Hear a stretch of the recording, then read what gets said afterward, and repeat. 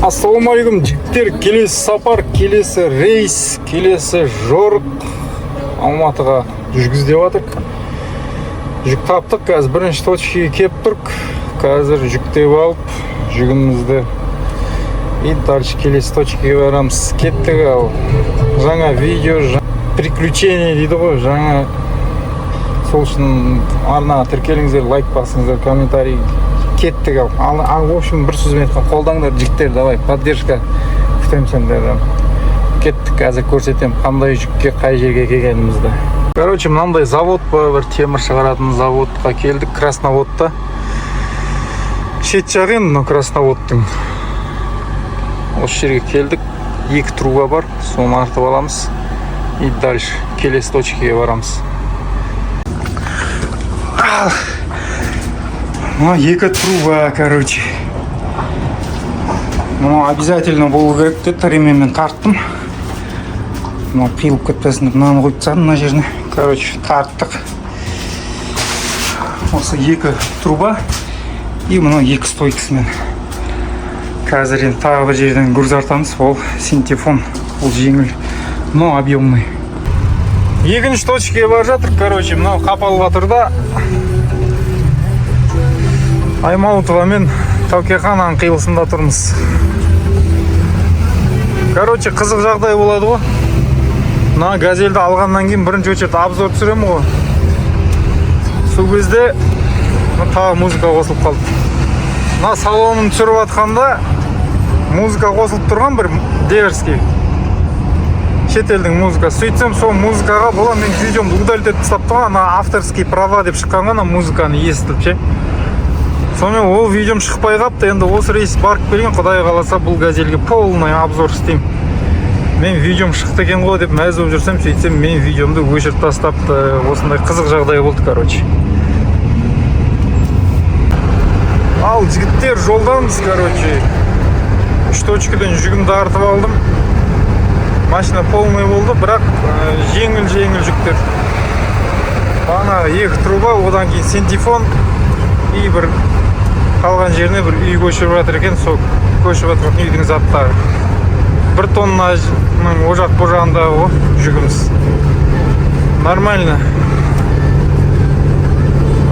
Бағана телефон қызып, күннің ыстығы болған сонша телефон қызып, енді есін жейді ғой телефон ше, күн салқындағаннан кейін барып, енді зарядкеге қойып жолға шығып бара жатырмыз. Сағат 12-ден кетті, сағат 3.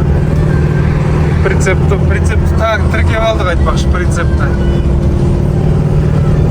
Газымызды құйдық, полный вақ қылып сөйтіп жүргенде сағат 12-ден өтті. Ал жігіттер, ақ жол аман есен барып, үйімізге оралайық. Ал кеттік ал. Бісмилля деп жолға шығайық. Ал жігіттер, короче, ұйқы келді. 1 сағат, 1,5 сағат айдадым. Бурный ғой. Осы жерден бір ыңғайлы жерге тоқтап ұйқыны қандырып дальше жүреміз енді. Бір істемей тұрған жерге бір тоқтап ұйықтап алу керек еді. Осы жерлерге тоқтап жатып демалып алайық. Ұйқыны қандырдық. Бәрі тұраларында. Алдымызда грузовичок тұрды, ол кеткен, орнына газель келген, короче, кеттік ал, тезде жетейік қой Алматыға. Луговойдан да өтіп кеттік. Өткенде бір жігіт жазады, үлкен кісі екен. Осында ютубтан көрген ғой мен өтіп кеткен ауылдан. Қай жерде кетіп баратсың дейді да. Айтамын ғой, көке, бұл мен әлі бір апта алдын өтіп кеткенмін ол жерден деймін. Мысалы мен қазір мынаны осы рейсті барам, Ақтөбеге апарам, қайтып үйге келем. Бір апта уақыт кетеді жолыма. Бір 2-3 күннен кейін видео шығады да, уже монтаж, бір күн монтаж істеймін, бір күн, 2 күн. Жоқ дегенде бір 10 күн өтіп кетеді да, ол жерден өтіп кеткенім. Сол бір үлкендеу кісі екен, звондап тұр ғой. Өтіп кетіпсің ғой біздің ауылдың тұсынан, қай жерде кетіп баратсың деп. Айтам, көке, мен үйде жатырмын уже деп. Сол сияқты, сондай қызықтар да болып тұрады ағыларында. арттан маргат етіп келе жатыр ана жақта. Мерке қаласына да келдік. Көкем жүрмей ме екен? Көке жүрсей, көке 40 пен жүрмес, 60 пен жүрсей, 60 пен. Короче, Меркеге келдік. Күн қайнады. Кондер істеп тұр. Кетіп баратырмыз. Короче, мынау Қордайға келе жатсам, мынандай болды ғой, короче. Бір әйел кісілер екен, машиналары бұзылып қалған. Машина тоқтатып тұр ғой. Тоқтатқанда да қызық тоқтатып тұр да, разминка істеп отқан сияқты тұр да, бүйтіп қарайым. Разминка істеп тұрған шығар деп ойлап өтіп кеттім. Барып 100 метрден кейін барып тоқтатып қарасам, бұзылып тұр екен, короче. Машиналар тартпайды, тұншығып жатыр. Сонымен салып алдым осыны Алматыға дейін. Отыр ішінде кондерді қосып әңгімелерін айтып. Ал кеттік, ал ақ жол. Алматыға да келдік. Жаңа бұзылып машинаны түсірдік. Білмеймін, своим ходом кетті, тартпайды. Тяга жоқ вообще. Так, прицепті үш жерге қалдырамыз. Мынаның бәрін ажыраттым. Ішіндегі заттарды таратып шығу керек енді.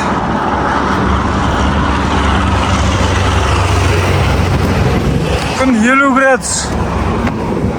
Телефон қызып жатыр. Так. Tamam. Bitemiz de.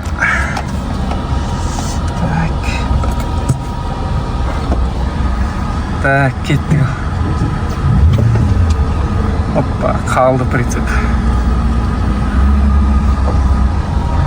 Al, kettik al. Zatlarımız taratıptı. Жуынып шайынып кешке қарай келечерміз енді. Алып, прицеп тағып, Харусқа шығып кетеміз осы жерден бакатпен. Прицеп кетті, ағытсадық, жиіп еңіл жүріп қалды машина шеге. Енді Алматының пробкасы кака обычно. Жүре өдесін, короче. Бірінші точка Қаскелеңде екен, короче. Соған бар жатырмыз қазір. Синтефон сөйқа түсіреміз, сол күтіп отыр.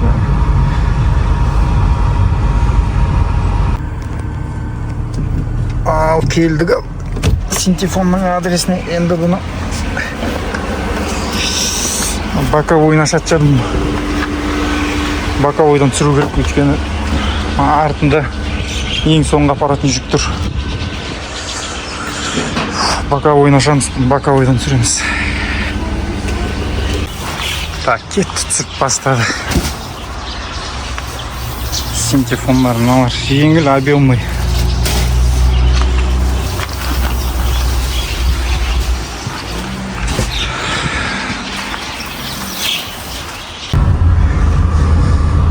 Кеттік ал, трубаны апарып берейік, труба, завод па бір нәрсе, короче, пропускпен кіресін оған, пропуск дайындап қойды маған, же. Адресін жүріп қойды, 11 километр екен.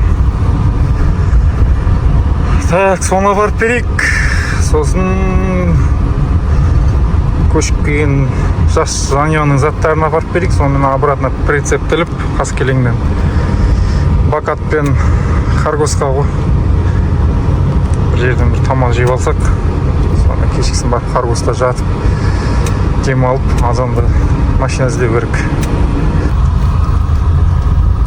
Так, мынандай заводқа келдік қой, короче.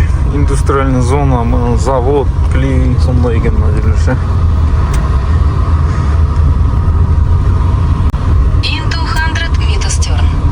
Мынау да навигатор ағылшынша өп кетті ма, бір бәле өп кетті ғой күн ыстықтан деген.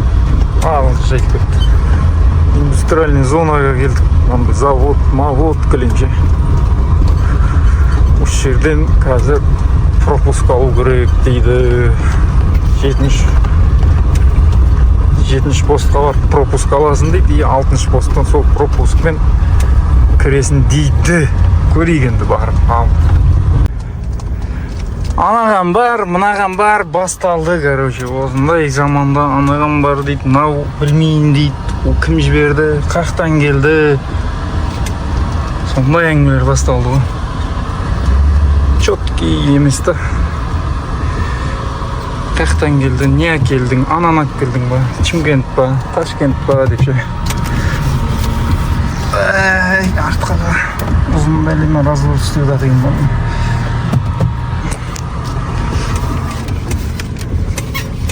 Басқа постқа бару керек, короче. Сол жақтан пропуск алып қайттан осы жаққа қайтып келу керек.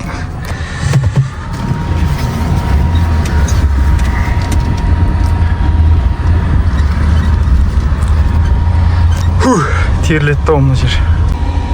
Так, мынау екен ғой пропуск. Қытайский компания екен ғой, мына ішінде тола қытайлар ана жердің ішінде.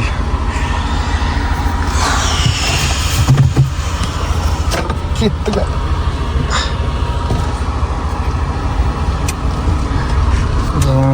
Қайтып бару керек КПП-ға.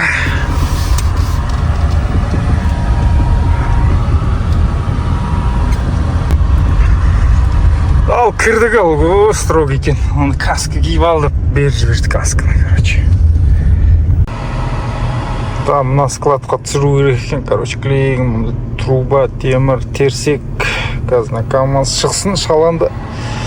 Ана жерге барып түсіреміз.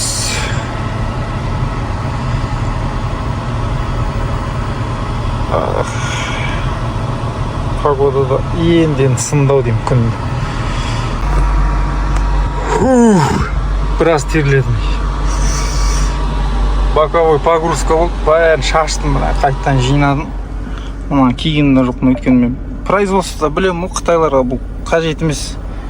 Қытайларға адам өмірі маңызды емес та, қытайларға жұмыс маңызды. Американецтер болса как положено, мына шортымен кіргізбейді, аяғыңа киім, шалбар, аяқ киім, темір бар, каска, очки сөйтіп кіресің да. Беріп жіберген мұны жатыр сөйтіп. Шортикмен шығып бере салдым ба. Кеттік қой. Короче, жүктердің бәрін таратып, қарынды тойғызып, прицепке бар жатырмыз енді. Қазір прицепті тағу керек енді. Бір адамға сәл қиындау болатыны бар. Соны амалдап тағып алып, дальше Харгосқа шығамыз. Сюда барып жатып, демалып Харгоста. Сөйтіп дальше жүргіздейміз. Шымкент, Атырау, Ақтөбе. Қай жерге нормальный баға береді, кете береміз. Короче, солай. Бұл жол, короче, нормальный шықты ше жүктер. Ондай ауыр емес, 3 точкеге шықты, 3 точкеге таратқан. Нормально алдым. 7 точкеге таратқан кездер болды ба. Бұл жол нормально, әдемі келдік. Прицепімізді тағып алайық қой, амалдап.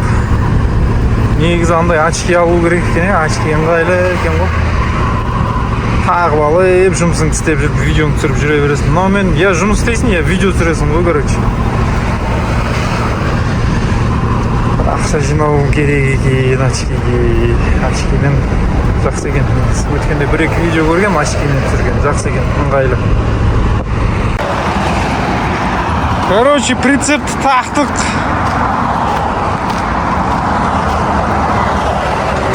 Енді кеттік ал, сушнякты алдық.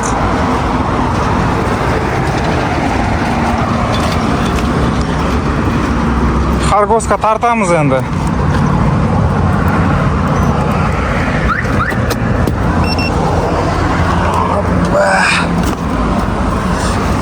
Мұздай су алмасақ, судың бәрі жұп кетіп жатыр. Так, қояйық суды. Мынаны неға тастаймыз. Етеміз, мынаны өшіреміз. Мынаны да өшіреміз. Фарды қосайық, терезені ашайық. Мына жағында ашайық. Кеттік ал, бісміллә. Енді бір өткіз жіберсе бізді.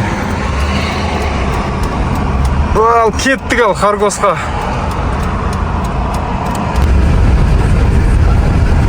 Ал, жігіттер, кеттік. Харгостың трассасына түстік. Бакатпен. Уже Харгостың трассасы. Так, примерно 300 километр бар Харгосқа дейін. Енді оның бәрін жүрмеймін ғой мен. Шаршағанымша айдаймын, ұйқым келген жерге дейін айдаймын, демалып, таң атқанда тағы дальше жүреміз. Өйткені қазір түн салқын болып тұр, ұйқымды қандырып алу керек. Ертең обедте страшно ыстық болады тағы.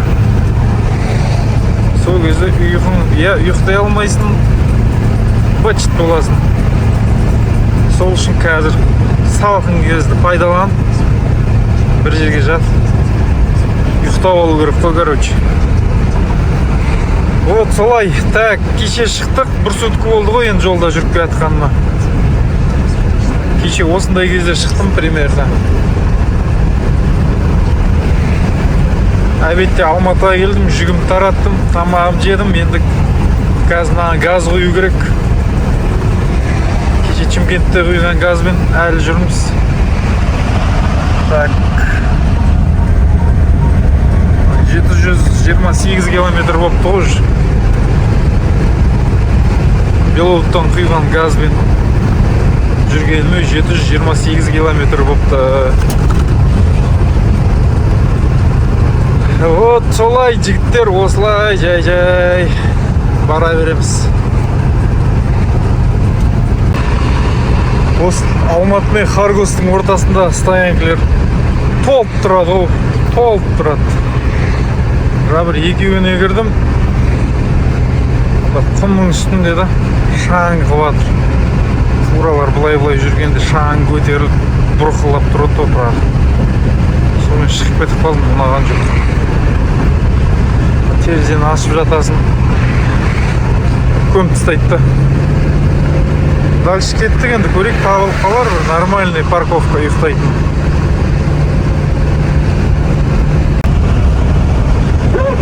Так, стоянка 800 метр.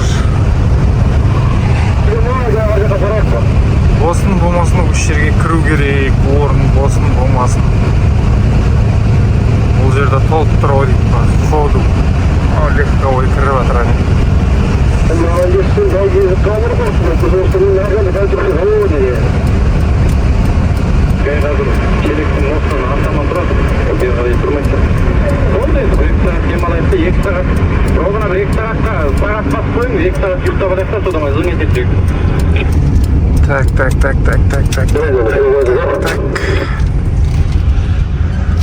Алло, енді жақсырақ қылып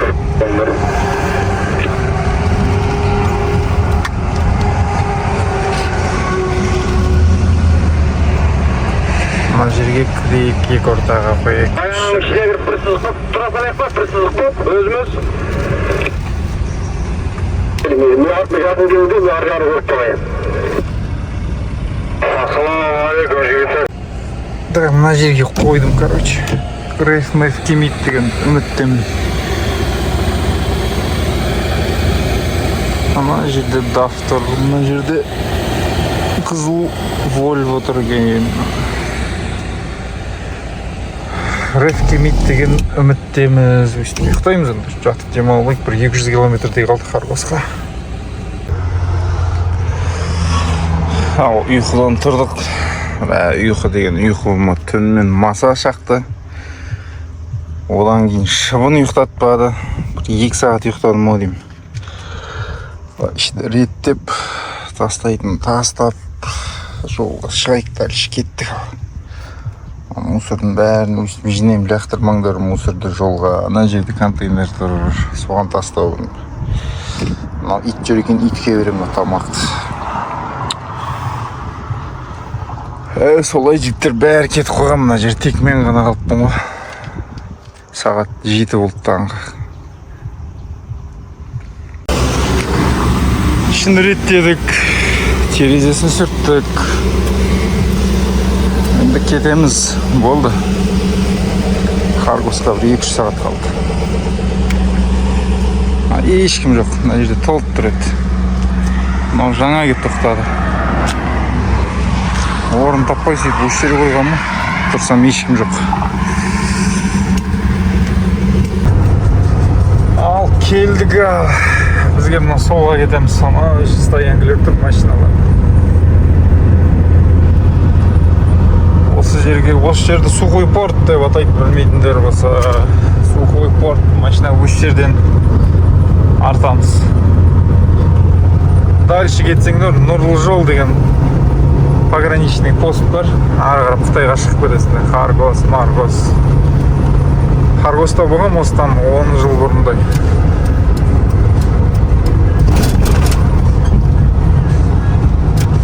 Сөйтіп бар, товар алып, майда шүйді сатқан кезінде. Мына жерде жолынай. Аман есен жетіп алдық, Аллаға шүкір. Енді машина істеу керек.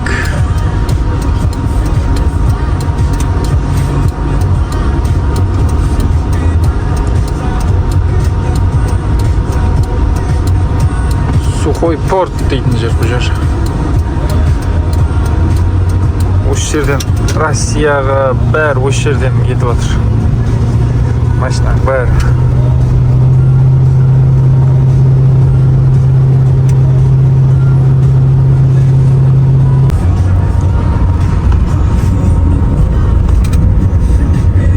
Мына жерлердің бәрі стоянка бұл, машиналар тұрады.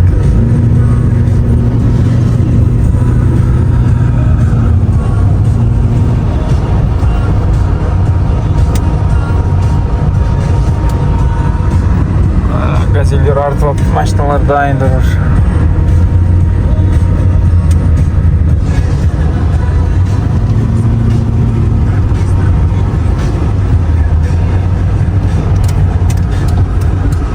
Осы жерге тоқтай тұрайық.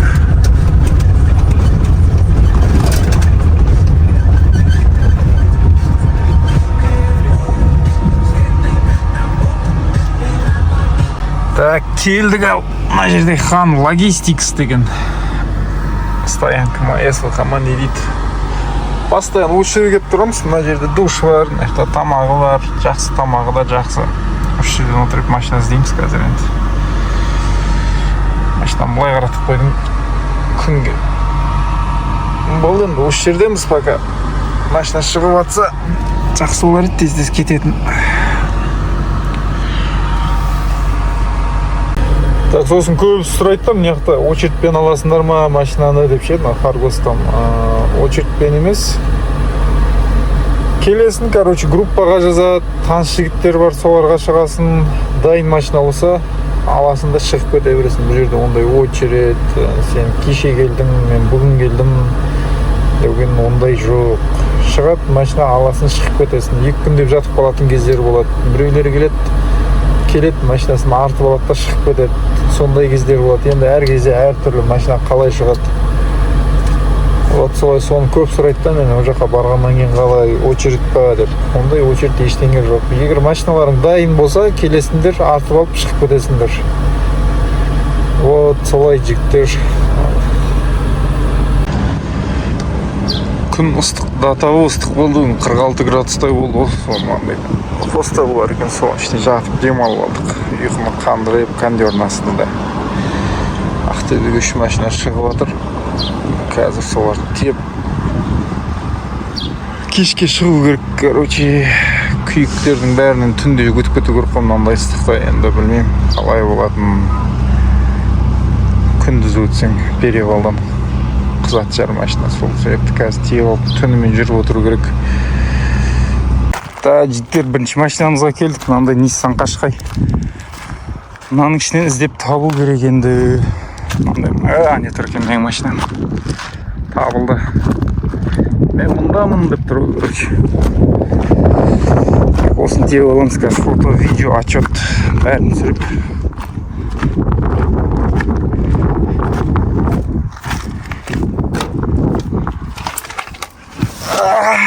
Қытайдың еш шығып тұр ішінен.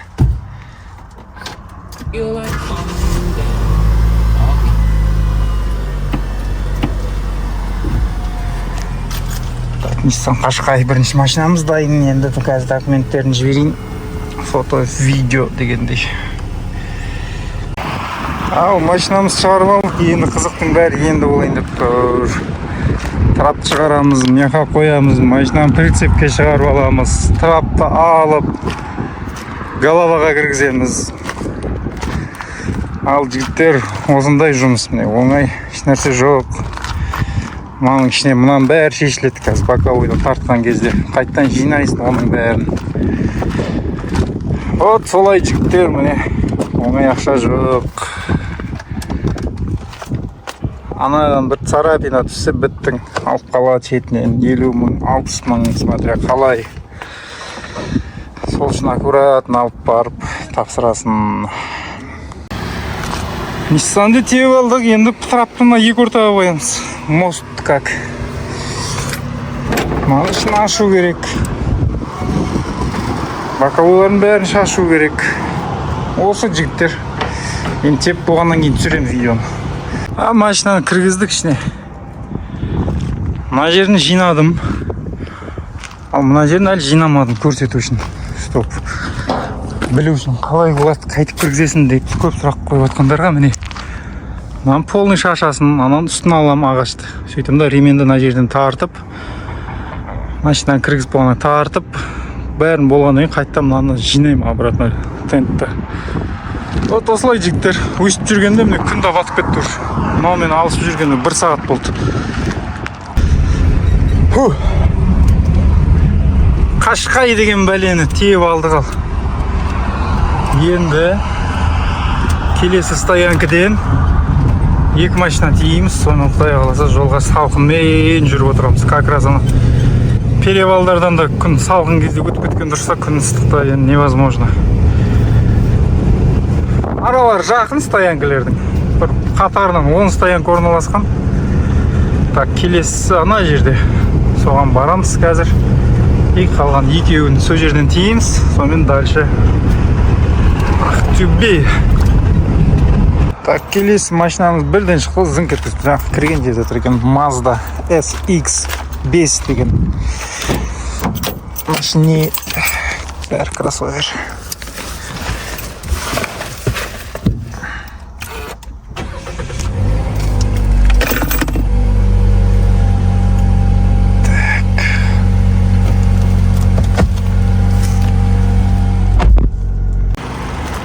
Так, машинаны полный қарап алдық. Вроде бы түнде көріне бермейше. Түнге қалып қойсаң бір жаман жері осы. Бір Аллаға сыйынып қозғала береміз. Енді вроде бы нормально. Қарап шықтым бұлай. Так, новый Mazda. Китайский сборка. Бәрі жазулары қытайша. Мыналар қытайша.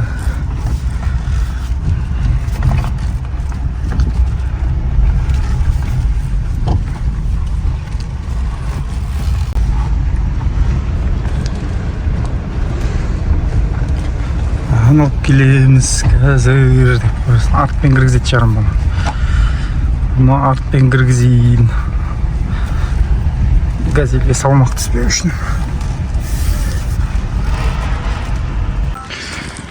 Екінші Маздамызда уже қараңғы батып кетті. Так. Екінші Маздамызда тиік.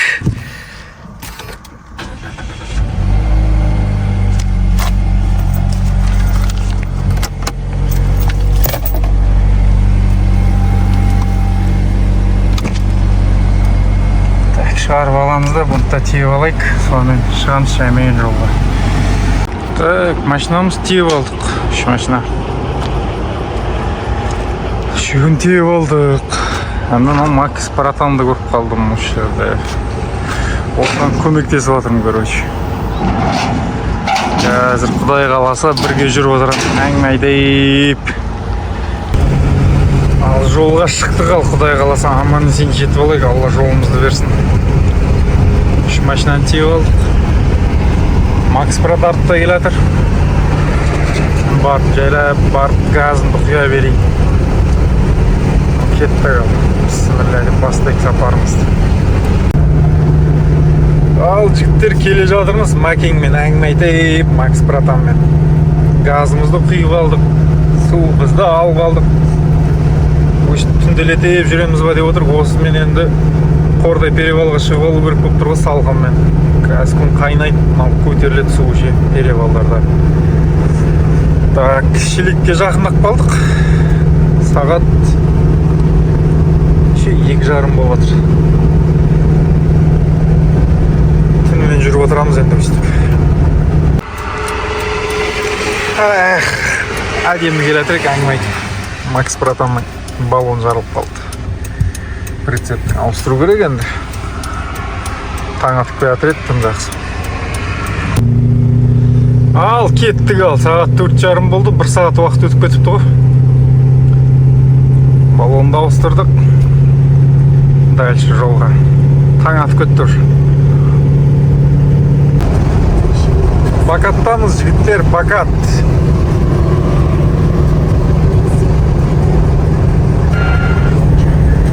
Мынау Макен кетіп баратыр, Макс брат. Ақтан мен келедім, ерем, мәңмен.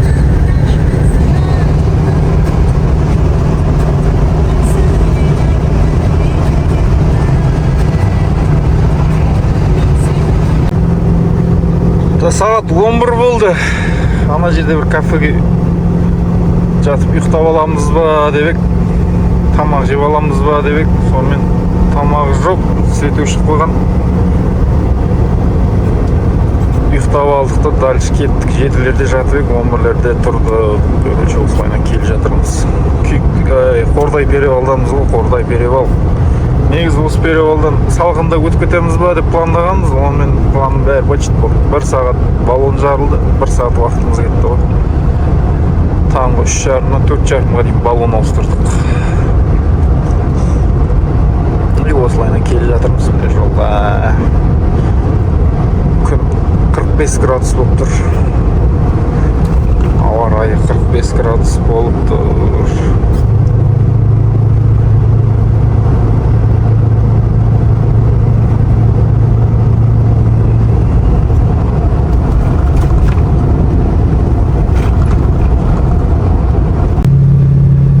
Қордай перевалға келдік, жігіттер. Разгонмен кеп шығам ба десем, жол мынандай бетім қырқыстаған. Көтін ойнатып жатыр, прицептің 60-тан асырсам. Сонымен жай өйстіп разгон ала алмай қалдым. Су 110 болып кетті. Пешкілерді қостым, газ қостым, бензинді қостым, газды өшіріп. Так, осылай шығамыз енді перевалдарға. Күн ыстық. Вообще түсіп кетті скорость. Разгон ала алмай қалдым да, мына жолдың кесірінен. 60-тан асырсам көтін ойнақтатып жатыр. Так болды ғой, вроде шыққан сияқтымыз перевалға. Енді түсеміз ғой. Су 110-да тұр әлі. Мына жол скорость. Үлкен скоростьта не қылмай жатыр ғой. Жермей жатыр әлі жол. Ішін ысып кетті, короче, кондер жайында қалды. Кондердің күші келмей қалды, мына печканы осқаннан кейін. Өзі әрең істеп жатқан кондер.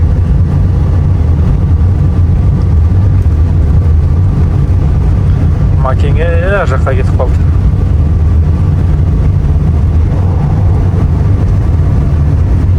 Так, су 110. Болды, аман есен шығып алдық. Енді спуск қой. Газ жібере берсек болады, температураны түсіру керек. 108 түсіп бастады. 108-ге түсті.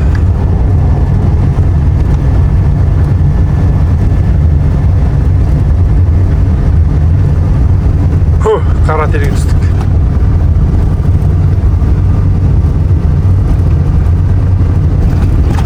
Жігіттер, газель айдайтын жігіттер болса, осы көріп отқан, видеоны көріп отқан болса, сендерде де осындай ма? Перевалда су деген 110-ға дейін көтерілді. Оны датчик мынандай болып тұрады, короче.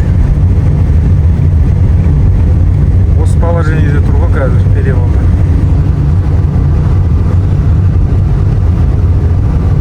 Сол газелистерден сұрасам 95-тен көтерілмейді. 210-ның радиаторы, 211-дің вентиляторы тұр дейді. Машинаны сатқан адамнан сұрасам, ода да осы тұр ғой, рабочий температурасы осы ғой, УЗ моторлардың дейді да, 100-дің о жақ бұл жағында жұмыс істейді ғой дейді. Сонымен осындай бір жағынан 110-ға көтерілгенде қорқасын, патруль атып жібере ма деп ше. бар да, нюанстар. Иә, келе жатырмын, Маке, келе жатырмын. Макең сұрап жатыр, келе жатсың ба деп. 105-ке түсті су, нормально. Осыны уайымдап келе жатырмын. Шығып алсам болды деп, аман сен шығып алдық, Аллаға шүкір. Ал кеттік ал дальше. Печкілерді көшіре беруге болады уже. Короче, перевалда су көтеріліп кетті мынанша. 113-ке дейін көтерілді ғой температура. Суытып жатырмын енді. Соңғы спуск, соңғы подъем қалды перевал күйіктіңше. Патрулка ат жібер деп қой, тоқтап суытып алмасам.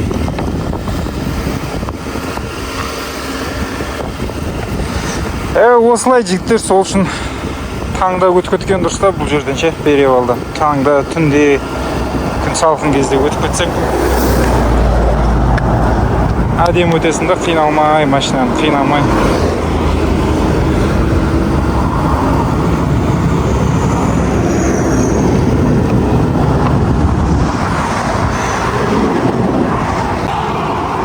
Вроде болды ау деймін.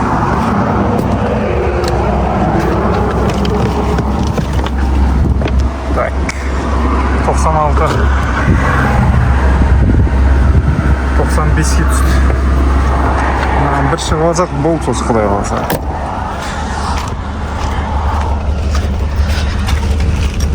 Алып алу керек.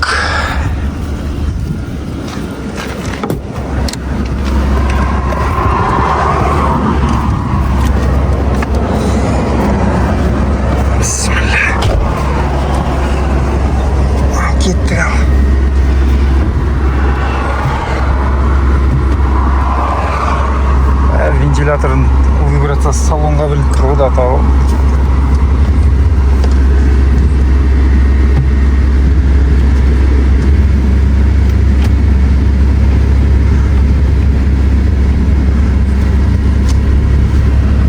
Олды өстеп шығамыз енді жай.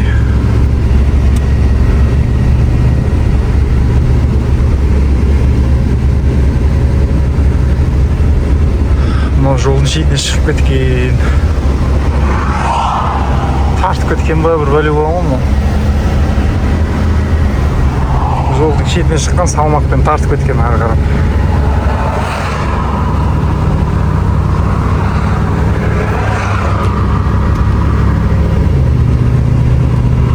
Жүзге көтерілді үшше. Сәл жүргенде.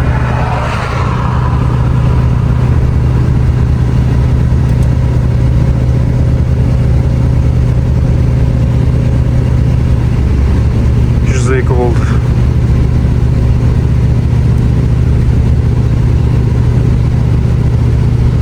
Тағы бір тоқтауым бар ғой. 3-4 болды үші. Макең ана жерде күтіп тұр екен. Оған дейін жет алсам жақсы. Сол үшін бұл жерден таңда өтіп кеткім келген. Онымен болмады ғой, болмады. Балон жарылды, өйтті, бүйтті, жүріп қалдық.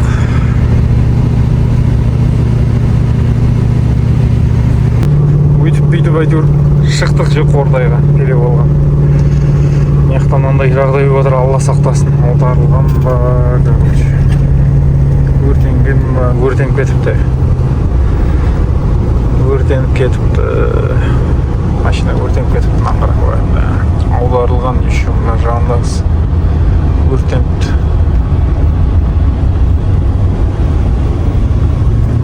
Дыма қалмай өртеніп кетіпті.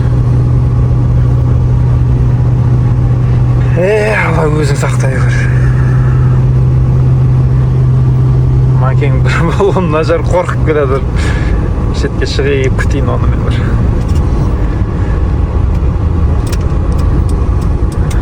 Үш жерлерде күтейін мен оны. Рацияға жауап бермей жатыр. Қалып қойды ол.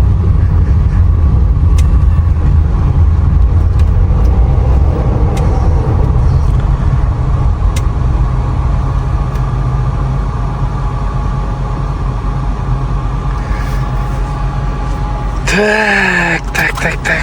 Отырайық осы жерде күтіп.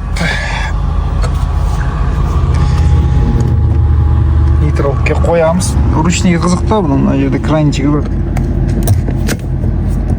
Тартып қоясың, болды. Ручный тормоз жібересің де. Дальше отыра бересің ғой. Парковке салып қою керек.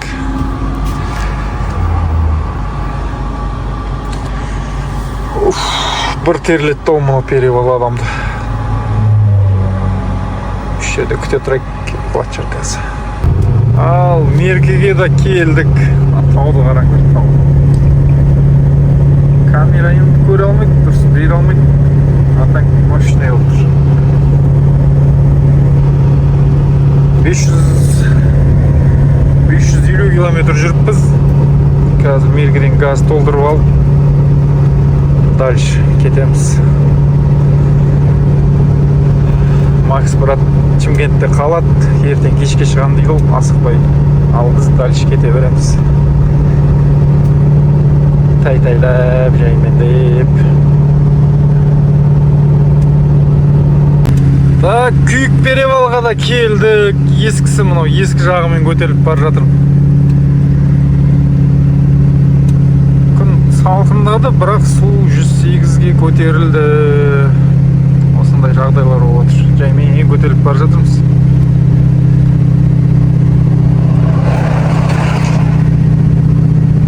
Жол идеальный қылып істеп қойды. Мына жердің жолы нашар еді ғой. Жолы жақсы қазір деген тек өлді мұны.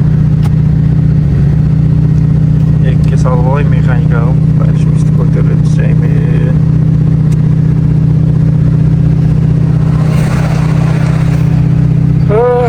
Пока 108. Жакпен қанша көтерілдім же груженный осы неге. Бір су көтерілмеді. Мына да сәл нагрузка түссе болды, короче. Су көтеріледі, бұда. Сәл нагрузка болса болды, көтеріліп кетеді суы. Осындай минустары бар. 110 болды қой, бір жерге тоқтаймын мен, ыңғайлы жерге. Бір тоқтап алуым керек.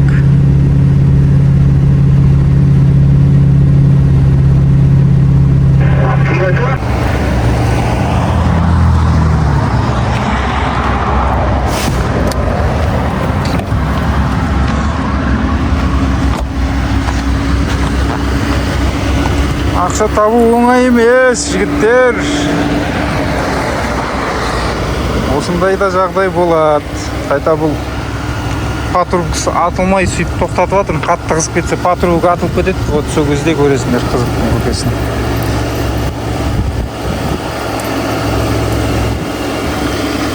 Жаңа бір газельдің патрулкасы атылып кеткен Қордайдың перевалында.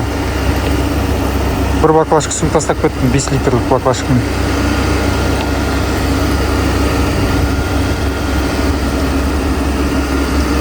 Вот вентилятор жаймен азайып жатыр скорость.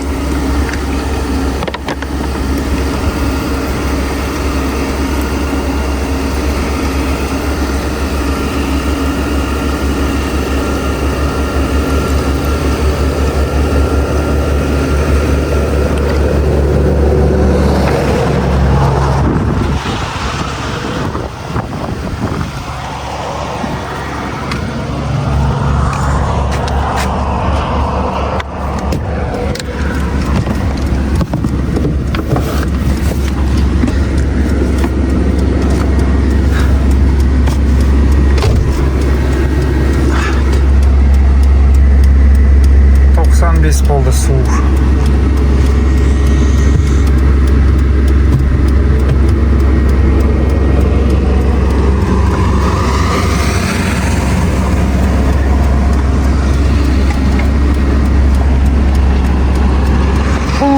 Сейчас кетті, печкесін қосып. Газелдер өтіп кетті. Шығамыз.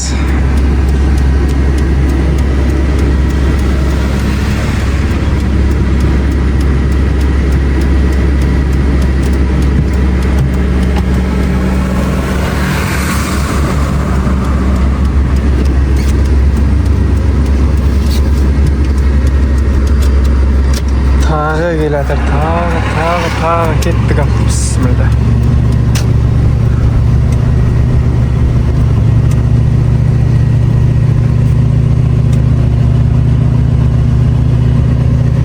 Кетті осымен шығатчағымыз енді.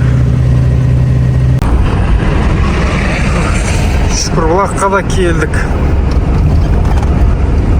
Макеңнің 2 баллон бірден жарылып қалды осы жақта. Қазір үйге барып, машинаны стоянкаға қойып, үйге барып, жуынып, шайынып, демалып, азанда шығамыздар. Шаршадық, аяқ созып, үйде жатайық. Сонымен азанда ертерек деп, салқынмен шығып кетеміз. Ертеңнен бастап күн салқын болады деп жатыр ғой енді. Оны да көрерміз. Пока обстановка осылай.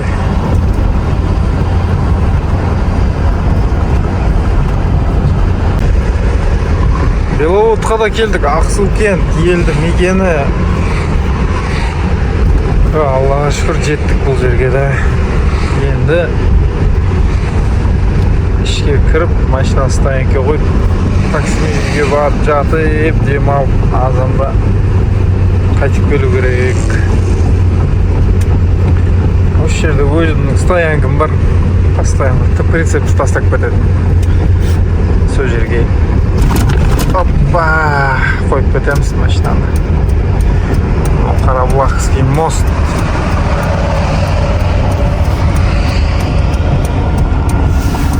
Осы жерден етек тұрып оңға бұрыламыз.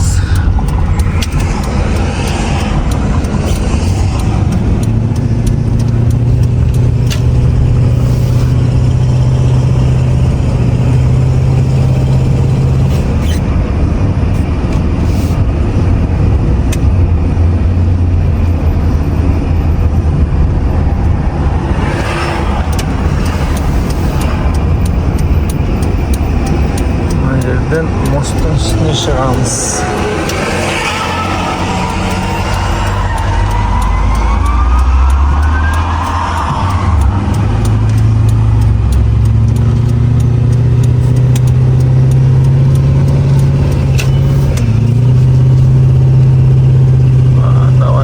Давай. Трюзет, давай, тащи это. Мостқа шығып, қазір ана жерде стоянка бар, сол жерге тастап кетемін машинаны.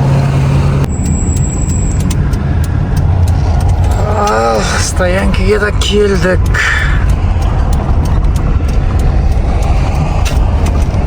Янс деген стоянка, Янс. Осы жерге тастап қазір машинаны таксимен кетеміз дальше. Такси заказ беріп қою керек.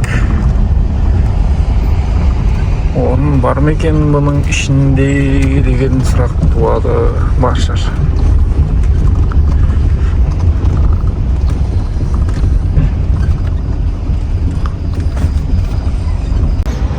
Ассалаумағалейкум жігіттер.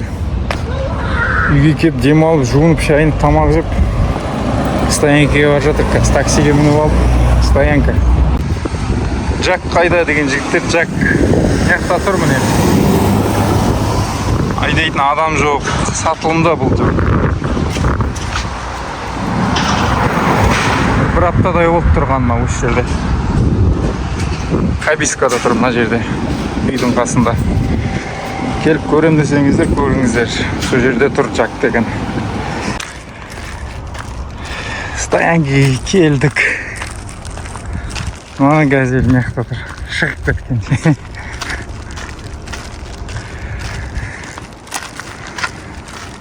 Фурадан досың ғой. Барынша тағап қойдым артына. Қой кетейік, маңдай шторка болдым кейше. Өткенде Қарғысқа баратқанда маса ұйықтатпап еді. Шыбын маса, бүгін енді шторка алдым.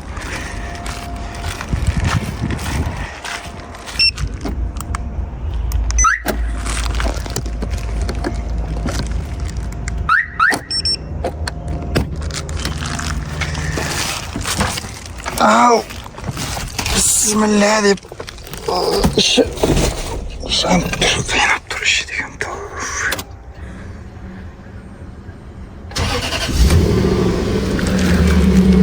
Так, бір көріп жіберейік. Бір көріп жіберейік машиналарымызды не болып жатқан.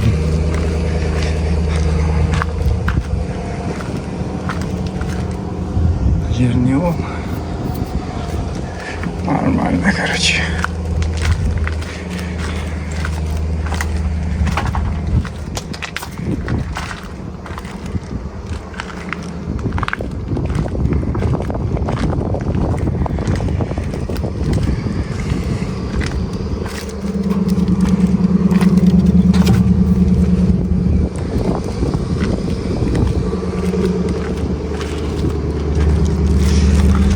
Ал кетті, газымызды құйып алайық, толтырып кешеді.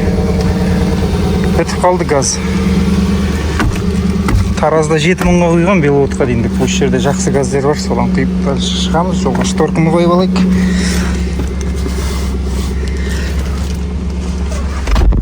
Бисмилля деп жүрейік ал. Жолға шықтық. Түркістанға жақындап қалдық, короче. Газды қойдық, толтырып тұрып. 320 литр кетті газ. Погода енді бомба болып тұр ғой, бомба. Жол жүретін погода ғой мынау деген. Бұлттанып әдемі болып тұр ғой. Кешегі ыстықтарды енді құдай сақтасын. Бомба погода. Машина ішінде салқын болып тұр, әдемі болып. Кондер ұрып тұр. Шторканы алып ем ғой енді, онымен мынандай болып тұр ғой погода. Кетіп бара жатырмыз, короче, болды енді. Жолға құдай қаласа. Қазір Түркістаннан бір жерден бір тамақ жеп алсақ, окрошка ма, бір мұздай окрошка. Сонымен ұрамыз түнге дейін, тоқтамай. Бір туманка жанбай қапты айтпақшы мына жақта ше. Бір лампочка сүйіп кеткен ба, че-то. Соны ауыстырып жіберу керек бір жерден лампочка алып. Погоданы айтсай, басқа погоданы. Жол жүретін погода ғой.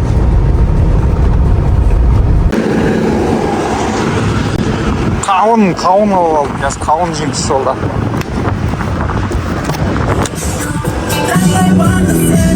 Қауын жейміз жолда.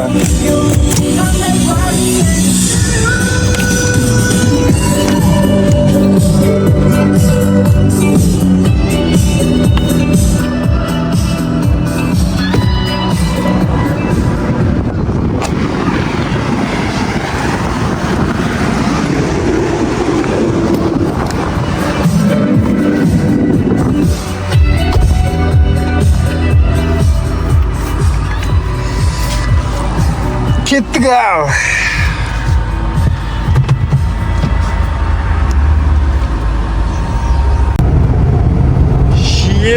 Шиеліге келдік, Шиелі. Сағат 6 болып отыр, күн әлі ыстық ше. Так, Шиеліге келдік, кеттік, дальше жүре береміз. Короче, болды. Қызылорда, Қазалы, Байқоңыр, Арал. Примерно бір Қазалыға барып демалайын деп тұрмын ғой. Бірақ жаңа обедте ұйықтап алдым бір сағаттай же. Көреміз қай жерге дейін жететінімізді. Пока жүре берейік. Пока ұрып келе жатырық.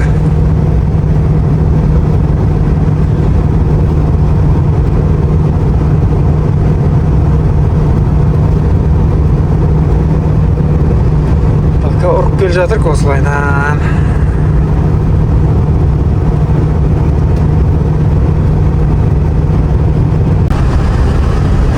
Сағат 8 болды. Қызылордадан өтіп кеттік, құдай қаласа. Енді осы жол ғой, енді осы жол.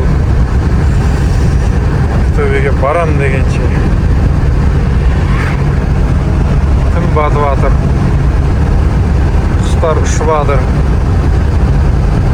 Ал біз кетіп бара жатырмыз, короче.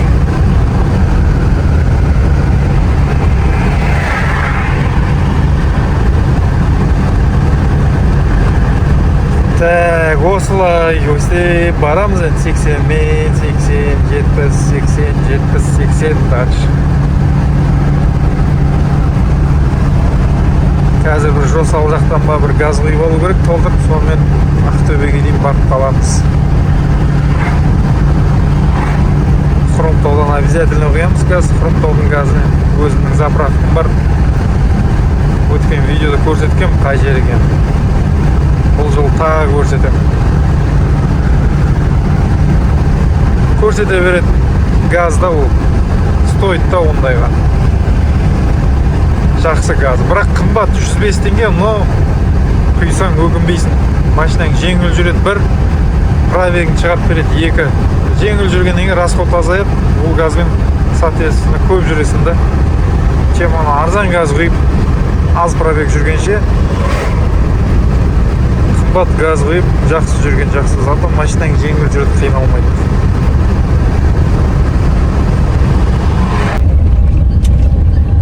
Ассалаумағалейкум жігіттер, қайырлы таң. Түнде Арал Қазалы жақта жатып демалып ұйқым қандырып, қазір жолға шықтық. Аралда келе жатырмыз қазір, Аралдың объездінде. Алдыңғы видеоны салып едім, рахмет, бір жігіттер қолдап, лайк басып, комментарий жазып сөйтіп жатыр. Негізі газель кімдікі деген сұрақтар түсінбей жатқан шығарсыздар. Негізі мен бұл газельді алғаннан кейін бір обзор түсіріп, полный обзор түсіріп, ютубқа салғам. Сөйтсем бір музыка ойып едім, сол авторский права дейтін бар екен. Сол авторский права шығып, ютуб менің видеомды өшіріп тастапты. Короче, содан кейін ана видеоны шығардым кешегі Харгостан Ақтөбеге. Оны түсіріп салып, сөйтсем түсінбей қалып жатқан шығарсыңдар. Соны түсіндіріп кетейін, бұл газель қайдан келді деген газель. Бұл газель досымыз екеуміз ортадан ақша шығарып алдық. 50-де 50, пайданы да 50-де 50 қылып жатырмыз. Алдыңғы видеода көрсеттім, блокнотқа жазып 100 теңге жұмсасақ та 100 теңгені де жазып, отчет тапсырып бір-бірімізге. Солай болып жатыр. Сол, қазір енді тағы да бір обзор түсірем машинаға. Қайттан салам, толық көресіздер қандай газель, не газель екенін. Пока осы соны айтып кетейін деп комментарийларды оқып отырмын. Кеше сөйтсем бұл газель кімдікі, қаяқтан келді деген комментарийлар бар екен, соған жауап ретінде осы видеоны түсіріп отырмын. Короче, солай жігіттер, Аралға келдік, Арал, короче. Кейін Ақтөбеге жеткізу керек машинаны. Ал газды да құйдық, бензинді да толтырдық. Короче, кеттік енді. Осымен Ақтөбеге кіріп барамыз. 5-6 жерде газ болмай бензин құйып ала салып ма? Дефицит болып жатыр негізі газ ше мына жақтарда. Бензинді де толтырып құйып алдым, енді газды да толтырдым, зиян етпейді. Осымен Ақтөбеге кіріп барамыз енді, құдай қаласа. Оның үстіне жел болып тұр ғой, жел, жаман жел болып тұр. Алдыдан жел болып тұр, расход көбейеді енді.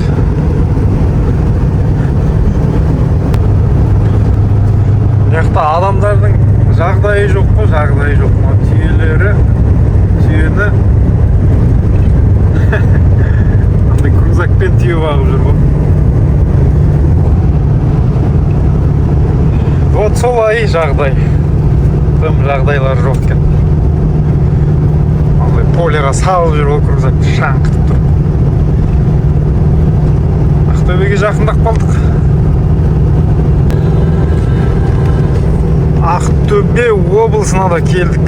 Территориясына кірдік Ақтөбенің. Ақтөбе облысы, қош келдіңіздер. Ақтөбеде жолды істеп жатыр, тфә-тфә. Мына жерлерді теп-тегіс асфальт төсеп қойыпты. Алдың осы жерден кіргеннен уже шұқыр-шұқыр ямы бәр жер. Өткендегі рейсте 3-4 километрін бітірген еді, енді бұда көреміз қаншасын істеген. Қазір жаман емес, жол теп-тегіс міне. Хотя осындай болу керек та міне жол деген. Вот осылай. Алдымызда бір крузак кетіп бара жатыр, екі машинасын алып. Артан еріп бара жатырық біз.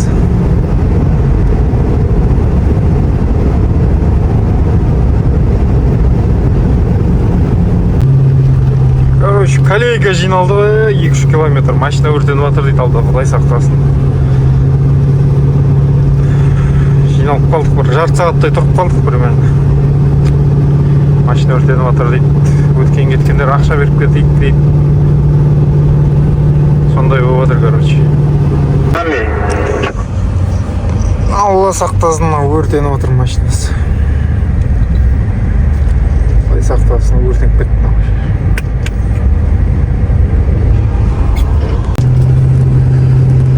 Ал жігіттер кеп қалдық Хромтауға, Құдай қаласа. Шаршадық. Андай өзімнің видеомды өзім көріп келіп жатырмын. Уақыт өтсін işte. Андай жақындаған кезде андай коллега болып кеттік, 40-50 мен келіп жатырмыз. Жолдан нашар. Хромтауға бір 10 километрдей қалды ау деймін. Дальше ар жағында бір 80 километр бар, ол бір сағаттай жүреміз, 1 сағаттан бұл жердің жол вообще нашар. Шаршадым.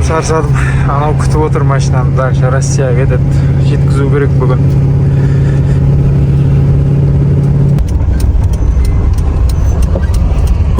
Аллах шүкір, жеттік әйтеуір, аман есен. Тастам деген кемпингке кіріп демалу керек. Жама-жаржан, әрең жеттімек, көз деген ілінейін деп страшно болды.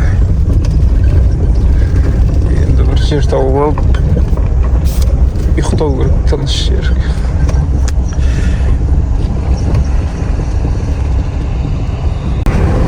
Ал қайырлы таң жігіттер. Демалып алдық, жақсы демалып, ұйқыны қандырып, душқа түсіп, тамақты жеп. Машиналарды тапсыруға бар жатырмыз, Құдай қаласа. Аман есен тапсырып алсақ, без косяк, без царапин. Обратно Шымкентке үйге үйдің қамын жасау керек. Шымкентте напарнигім күтіп отыр. Шымкентке барам, машинаны берем, напарник Алматыға кетеді. Обратно Россияға жүк алып келеді. Көреміз енді, сөйтіп пландап отырмыз. Москваға жақты бір көргіміз келіп отыр енді. Обратно келатқанда көрем, өзім барсам барам, болмаса өзі барып келе береді. Сол үшін бүгін шығу керек. Болсын, болмасын, бұйырғаны болар. Ал кеттік, аман сені өткізейік машинамызды. Жігіттер, 2 машинамызды қабылдап алды. Ақшаны алдық. Прицеп пустой. Енді 3-шісіне барып тапсырып, аман есен тапсырсақ, оны да. Енді ол голованың ішінде тұр. Ондай тас-пас тие қоймас оған енді. Байқамай, көрмей бір царапиналар болмаса, ана екеуін тапсырды, қабылдап алды, ақшасын алдық, болды, короче. Бізден кетті, егесіне жетті дегендей ғой. 3-ші машинаны тапсыруға бар жатырмын. Жұмыс процесі осындай, жігіттер, 2-ші точкаға келдік. Мынаның бәрін ашасын. Мынаны енді түсіретін кезде мынаның ішіне бүйтіп кіріп кетем. Машина салатын кезде мынаны жинайын былайынан, сол кезде ыңғайлы болады. Трапты шығарам, трапты 2 ортаға қоям. Так. Сосын бір нюанс бар. Головада машинаны түсіретін кезде прицеппен голова ровно тұру керек. Әйтпесе прицеп қисық тұрып қалса бүйтіп машина шықпай қалады. 2-ші жағында солай шештім. Тенттің бәрін шешіп, ремендерін шешіп, сол жерден шығарып тастадым. Қазір енді багаждан кіреміз да, неқа қоямыз. Трапты шығарып, артына қойып, машинаны түсіреміз да, мынаның бәрін қайтадан жинаймыз ғой, короче. Вот солай. Ал жігіттер, Аллаға шүкір, машинамыз тапсырдық. Ақшамызды алдық, Құдай қаласа. Енді обратно бұйырған жүкті іздейміз. Қазір сағат неше болды? 12 болды, бір 3-4 сағат жүк іздейік. Болса болады, болмаса шыға береміз. Ал кеттік, ал. Алла жолымызды берсін. Ал жігіттер Ақтөбеден шықтық ал обратно үйге. Машинада дым жоқ, пустой. Вообще еш нәрсе шыққан жоқ. Мебель шықты, 3 тонна звондасам жауап бермейді. WhatsApp-на жазсам жауап бермейді. Сосын бір автобустар шықты, мен ол 6 августқа жібереміз деп кейінден отказ келді. Микроавтобустар екеу. Соны алғанда зор болатын еді. Енді тәуекел бұйырғаны болар. Жолдан ілерміз. Ілмесек, жігіттер Шымкентте жолыққанша аман-есен үйімізге жетіп алайық. Осымен пока шықтық енді, пустой шықтық. Жолдан бұйыртқаны боларды. Бұйырған кетпейді, қусаң жеткізбейді деген мақалды айтып кетеміз енді үйімізге болды. Короче, Аралдамыз, Аралдың Қызылорданың территориясына кірген жерде. Андай жағдай болды. Братан домкрат тоқтап, домкрат сұрайды. Сөйтіп домкрат мынаның ішінде тұр. Ашсам, мынау босап біткен ғой. Қазір қатырып қойдым, ана жерінде бір бұлт жартысына дейін босаған. Мынау бос тұр. Ана жерінде бір бұлт түсіп қалған. Тек бір бұлтпен қатырылып тұр ғой. Құдай сақтап қалдым, бәрі шашылады түсіп кетіп. Братан тоқтатып көмектесіп жүру керек негізі жолда ше.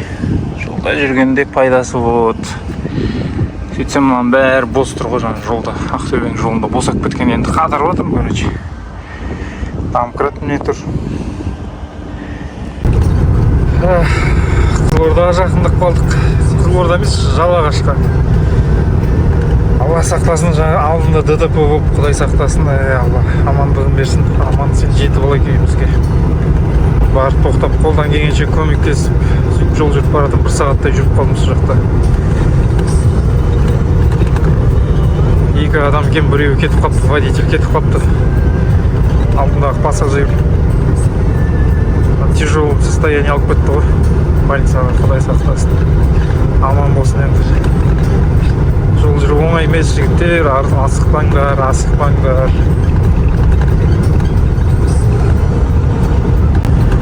Садақа беріп жүріңдер, жігіттер, садақа бәле жаладан сақтайды дейді. Білеймін, осы рейсте жаман көп не болды ше. Құдай сақтасын енді. Бар жатқанда машина өртеніп отыр. Қайтардан ДТП. Одан ящигім сәл қалыпты, оған көмектеспегенде ящигім шашылып сынып, ішіндегі бәрі шашылатын еді инструменттер. Садақа беріп жүрейік жігіттер, садақа бәле жаладан сақтайды. Ал жігіттер, Түркістанға келдік. Түркістан шамалы болғанда жете алмай қалдық. Ұйқы келді, шаршадық. Так, бүгін Қарабұтақтан сәл жүргенде примерно бір Ырғызға жетер-жетпес жерден азанда шықтым. Таңертең сағат 8-9-дарда. Қазір сағат 2 болды. 15 сағаттай отырыппыз за рулем. Жолда 1 сағат ДТП болған жерде жүрдім. Көмектесіп, сосын тамақ жедім. 800 километрдей жүріппіз ғой бүгін. Нормально жүріп қойдық. Негізі үйге жетем ба дедім, мен шаршап осы стоянкаға дейін әрең жеттім. Жатып демалайық. Рацияны өшірейік. Ал қайырлы түн ал жігіттер. Азанда Құдай қаласа үйге барамыз. Осымен жігіттер, келесі рейсіміз осымен аман есен бітірдік. Аллаға шүкір, үйімізге жақындап қалдық. Түркістаннан өттік. Аман есен барып келдік. Аллаға шүкір. Жолда неше түрлі жағдайлар болды. Алла сақтасын енді. ДТП болды. Мас айдап жүрген водительді көрдік. Өртенген машинаны көрдік. Бұл рейс ауырлау болды. Солай жігіттер, аманшылықта кездесейік. Видео ұнаса лайк басыңыздар, арнаға тіркеліңіздер, комментарий жазыңыздар қолдап. Канал әрі қарап дамысын, көрсін адамдар. Кеше бір жігіт жазып жіберіпті, соның комментарийін оқып жіберейін. Ақшаны не істеп жатсыңдар, 2 адам болып алғаннан кейін деп. Тағы да айтып кетем. Яқта міне мынандай блокнотымыз бар. осыған бәрін жазып жатырмыз. Қанша ақша жұмсалды, қанша тамаққа кетті, тамақ жеп шықтым ба, осыған жазып қоямын. Есеп қисап кітабы дейді ғой, сондай өзіміздің блокнотымыз бар. Рейс біткеннен кейін есептеп, қанша ақша қалды, соны тура екіге бөлеміз. Енді әр барып келгенде майда шүйдасы шығып тұрады, соған ақша алып қоямыз и одан ауысқанын екіге бөлеміз. Аллаға шүкір, жаман емес, табысымыз жақсы. Қанша тапсақ та берекесін берсін, аз тапсақ та көп тапсақ та берекелі болсын тапқан табысымыздар. Болды жігіттер, аман есен болайық. Келесі рейсте кездескенше.